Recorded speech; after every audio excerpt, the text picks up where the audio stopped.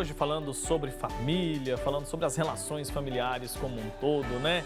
Doutora, a gente entende que os pais são os provedores dos filhos, né? Os provedores pelos filhos. No caso que a gente está trazendo de exemplo hoje aqui no nosso programa, aconteceu o contrário. Um tempo atrás, os pais abriram mão das próprias carreiras para cuidar da carreira dos filhos e tomaram isso como uma profissão também. Isso pode representar algum problema? Como que os pais devem explicar isso para a criança, trazer isso para a realidade dessa criança, para ela entender que aquele papel dela ali de provedora da família, isso impacta de alguma forma? Pode ser um problema de alguma forma? A gente tem visto, né, em vários casos, esse não é o primeiro, né, vários casos de artistas que têm dificuldades com isso, né, que começam a trabalhar muito cedo, os pais ficam nesse papel de gerir essa carreira, esse dinheiro e esse acúmulo de bens, em algum momento isso dá problema, né, isso não é, infelizmente, tão raro assim. E por que isso acontece? Exatamente por conta da confusão que se faz no que se refere à hierarquia. Então, os pais, eles serão pais para sempre e eles estarão sempre, né, nesse lugar maior no que se refere à hierarquia.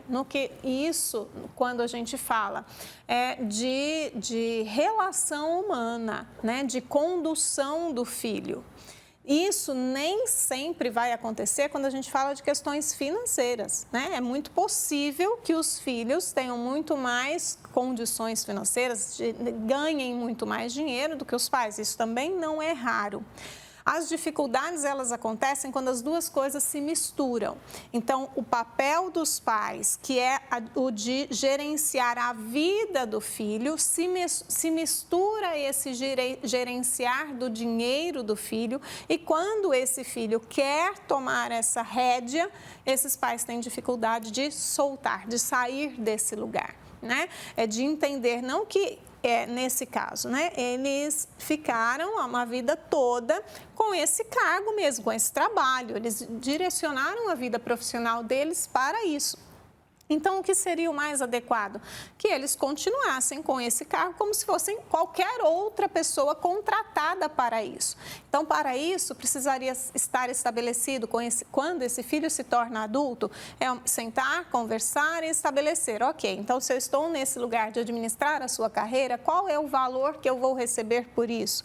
Então, estabelecer esses limites como se fosse uma outra pessoa. Ali, independe dessa hierarquia de pai e filho. São papéis diferentes na vida. É CNPJ. Sim, é CNPJ. E isso acontece, inclusive, com empresas familiares, né? Muitas vezes, quando o filho tem uma empresa e contrata o pai, por exemplo, muitas vezes, algumas dinâmicas dentro da empresa ficam prejudicadas por conta disso. Quando o filho toma uma decisão e o pai quer tomar uma decisão e passa por cima daquela decisão do filho, sendo que o filho é o dono do negócio. Então, tem sempre questões ali que precisam ser olhadas com muito cuidado. Qual é o ideal? O ideal é separar. Dentro da família, dentro de casa, o pai é sempre pai, o pai é sempre maior, a mãe é sempre maior. A hierarquia, ela nunca deve ser quebrada, inclusive para o bem do próprio filho, né?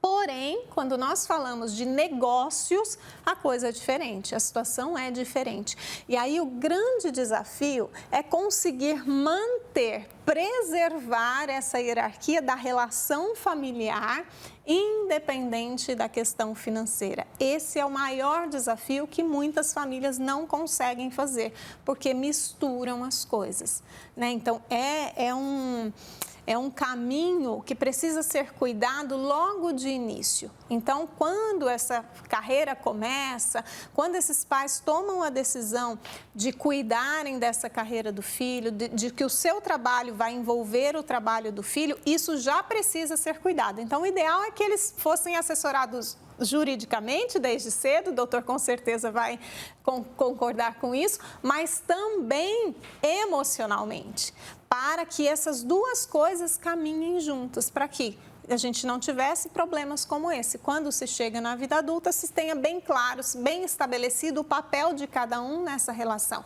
O papel familiar, o papel profissional, como isso se faz e que uma coisa não interfira na outra. Tá certo. Doutor Jean, a gente teve recentemente, principalmente depois do boom aí, né, das redes sociais, os influenciadores digitais, a gente tem muita criança influenciando digitalmente e ganhando muito dinheiro com isso, né? Já existe alguma legislação específica para esses casos? O que a gente já tem preparado aí para amparar nesses casos aí, em que a gente tem crianças até de 2 anos hoje em dia influenciando no Instagram ali, ganhando muita grana? Não existe nada ainda, Wilker. A gente tem 2 leis, não é? O Estatuto da Criança e Adolescente, que trata de um aspecto da vida infantil e da proteção, que é uma lei especial, e temos o Código Civil.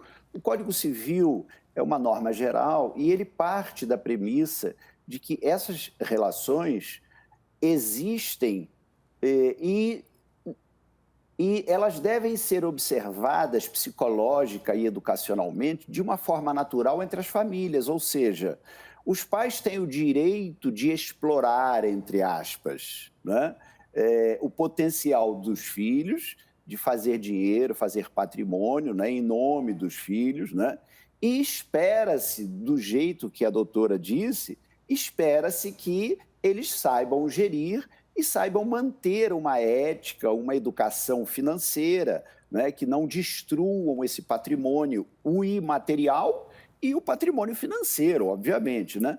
Então, quer dizer, o Código Civil, ele não organiza esses desejos psicológicos e educacionais. Ele apenas legifera, ele apenas estatui. Olha, cabe aos pais cuidar dos interesses patrimoniais dos filhos. Se o filho é um potencial milionário de produção de dinheiro, vai caber aos pais. E conta-se, perante o Poder Judiciário, no direito, que os pais sejam figuras honestas e que mantenham isso. Quando o filho efetivamente chega a uma idade mais consciente, o filho vai perceber se teve bons pais ou maus pais em relação à gestão, né?